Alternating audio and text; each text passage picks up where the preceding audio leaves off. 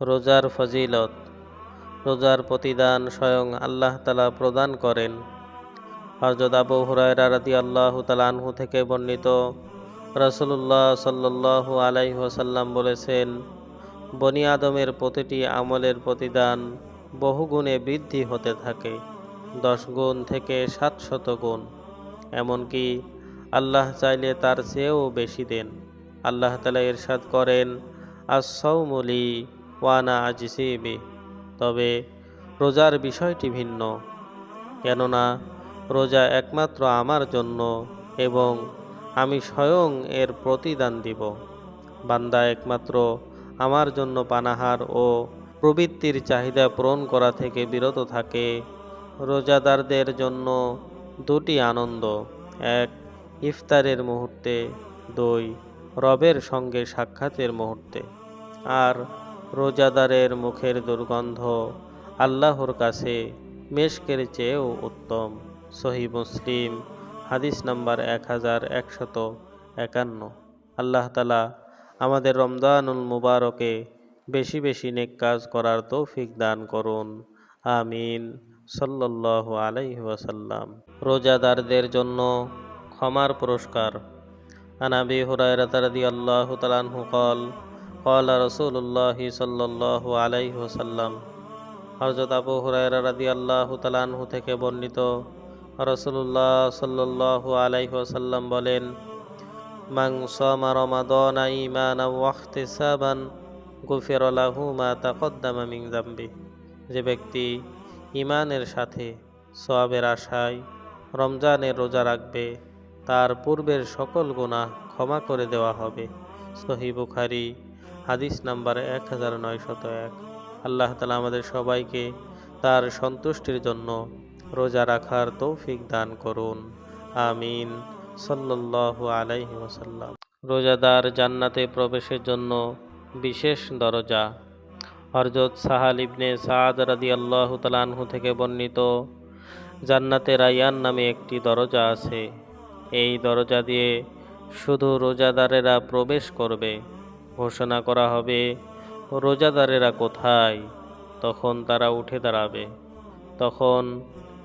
যখন তারা প্রবেশ করবে, তখন ওই দরজা বন্ধ করে দেওয়া হবে এবং সেই দরজা দিয়ে আর কেউ প্রবেশ করবে না। সহিহ বুখারী, হাদিস নাম্বার 1896।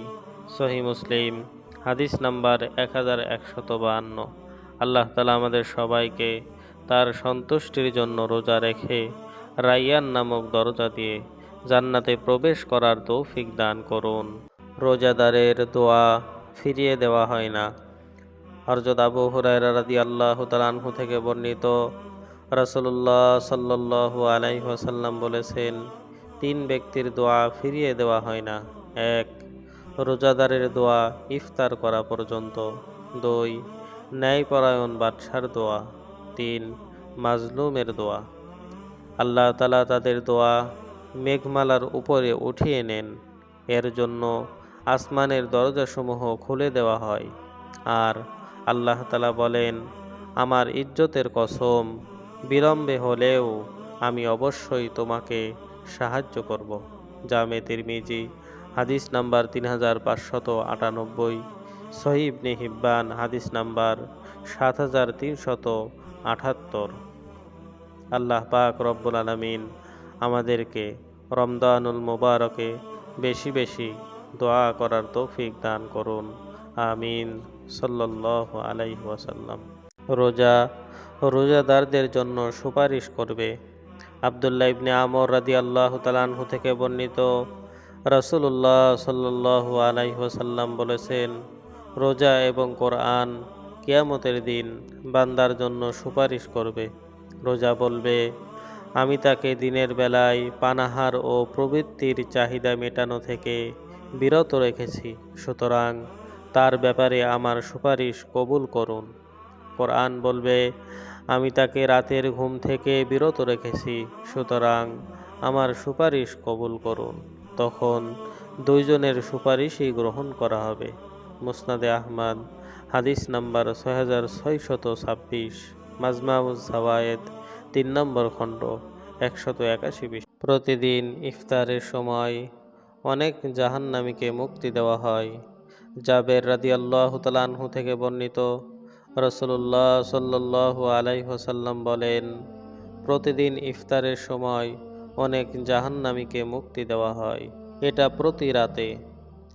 সুনান ইবনে মাজাহ, হাদিস নাম্বার 1643।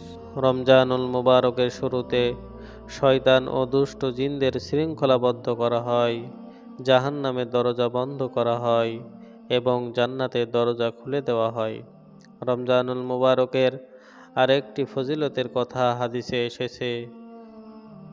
হযরত আবু হুরায়রা রাদিয়াল্লাহু তাআলা আনহু থেকে বর্ণিত, তিনি বলেন, রাসূলুল্লাহ সাল্লাল্লাহু আলাইহি ওয়াসাল্লাম বলেছেন, রমজান মাসের প্রথম রাতে শয়তান ও দুষ্ট জিনদেরকে শৃঙ্খলাবদ্ধ করা হয়, জাহান্নামের দরজা বন্ধ করা হয় এবং পুরো রমজান এর একটি দরজাও আর খোলা হয় না।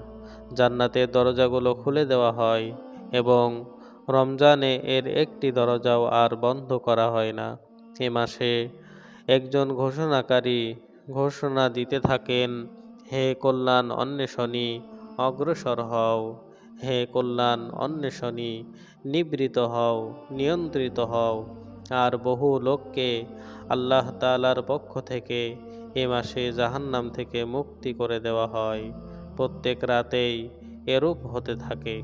জামে তিরমিজি, হাদিস নাম্বার 682। আল্লাহ তাআলা তার সন্তুষ্টির জন্য রোজা রেখে জাহান্নাম থেকে মুক্তি দান করুন। আমিন। আমিন। সাল্লাল্লাহু আলাইহি ওয়াসাল্লাম।